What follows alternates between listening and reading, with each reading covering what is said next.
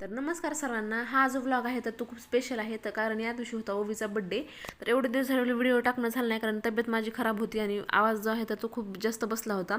8 जुलैला ओवीचा बड्डे झाला, त्याच्या 8 दिवसानंतर मी हा व्लॉग टाकत आहे, कारण टाईमच भेटला नाही आणि तब्येत पण खराब होती. तर आवाज बसल्यामुळं काही व्हिडिओला आवाज पण टाकणं झालं नाही मला.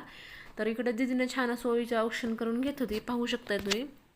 आणि ओवी पण मस्त अशी बसली होती. ओवीला काय आहे तर गंध वगैरे तेवढं काही म्हणजे लावायची सवय नाही आहे, तिला आवडत पण नाही. तर ती म्हणत होती की मम्मी मला एवढा गंध कशाला लावलास, मोडून टाक.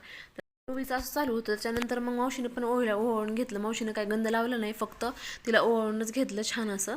तर त्याच्यानंतर आईने पण ओवाळून घेतलं. तर लेकरांचं कसं असतं छोट्या, की मला केक खायचा, आणि ओवीला केक तर एवढा खूप जास्त आवडतो ना, खूपच जास्त आवडतो तिला, म्हणजे ओवाळेपर्यंत पण तिला वेट नव्हता. त्याच्यानंतर लगेच मी पण ओवीला जे आहे तर ते ओवाळून वगैरे घेतलं होतं मी पण.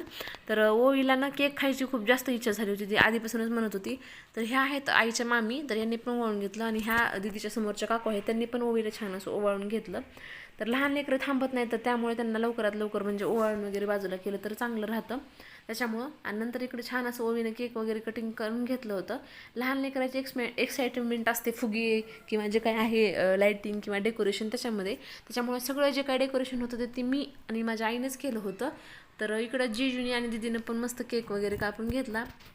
आणि तिला असं झालं की मी कधी ना कधी केक खाईल, म्हणजे फोटोकडे आणि व्हिडिओकडे तिचं लक्षही नव्हतं. पाहू शकताय कसं केक खायली, म्हणजे फोटोकडं काहीच नाही लक्ष तिचं, पूर्णपणे केक खाण्यामध्ये. आणि सगळ्यांनी तिला केक वगैरे चावरून घेतला, मी ह्यांनी, नंतर जिजू आणि दीदी सगळ्यांनी. तर बघू शकताय तुम्ही पण. आणि इकडं भैयाने पण आणि वेदांतनी पण दोघांनी तिला केक खाऊ घातला. तर पहा इकडं त्याचं काय म्हणजे लक्ष नव्हतं पूर्ण केक खाण्यामध्येच. तिचे फ्रेंड्स पण आले होते काही. आणि राहिली गोष्ट, तिला मी हे गिफ्ट दिलं होतं, तर याच्यामध्ये आहे कॅरम बोर्ड. आणि आता म्हणजे दुसरं काही देण्यापेक्षा हेच द्यावं म्हटलं. तर बघा इकडे.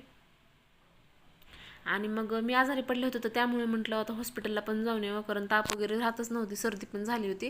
म्हणून आम्ही दोघंजण हॉस्पिटलला गेलो होतो, पाहू शकतो MITलाच. तर असा होता माझा आजचा दिवस. थँक्यू, बाय, पुन्हा भेटूया.